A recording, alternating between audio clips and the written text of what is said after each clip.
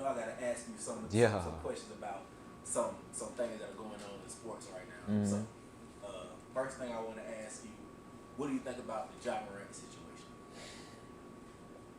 My opinion changed a couple times, but it never went backwards. It just got further, and I doubled down, triple down, quadruple.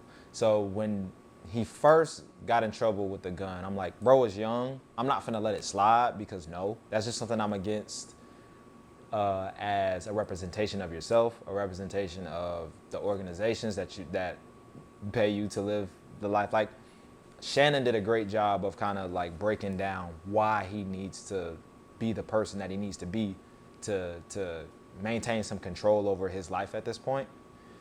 And I was just like, yeah, just okay, you got the mistake out the way.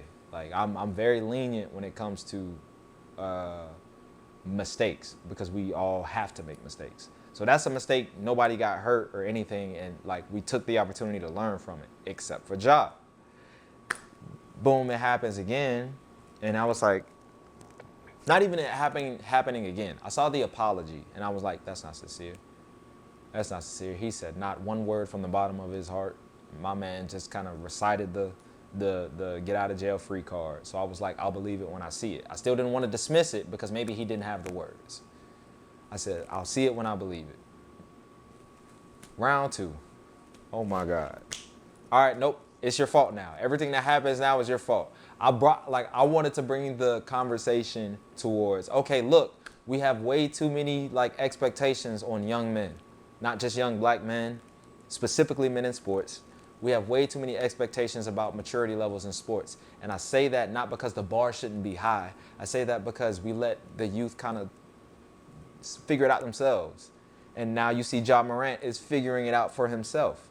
And he's still trying to figure out how to finesse the situation so he could do his thing and keep hooping for all the money, all the deals. He's trying to figure that out because his boy's probably in his corner trying to help him figure it out, which is how we get it's a toy gun.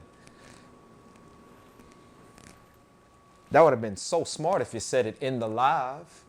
Now we don't know if it's a toy gun or not. But that's the wrong conversation to have. You won't beat anybody with distraction.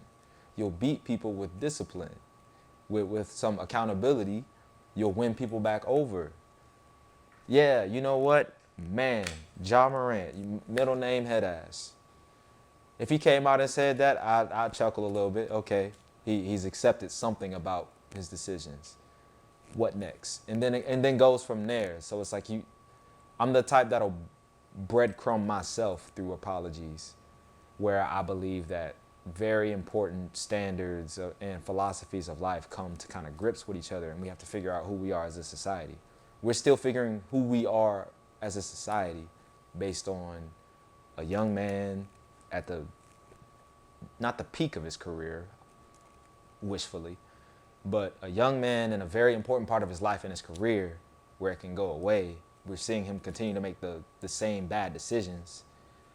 And then at some point, we're going to give up on him if he continues the same path of bad decisions, where I don't know if there's someone in a position to kind of breadcrumb his apology. Okay, if you're sorry, why are you sorry?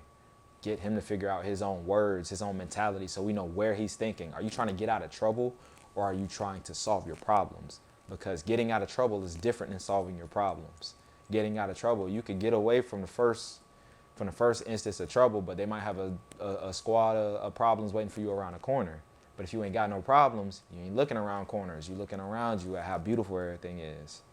So a lot of the paranoia that's kind of like entrenched in, I guess, I want to say the black community because that's what he's representing in South Carolina, and I've been through there. I'm from the Gullah, but I'm from Savannah though.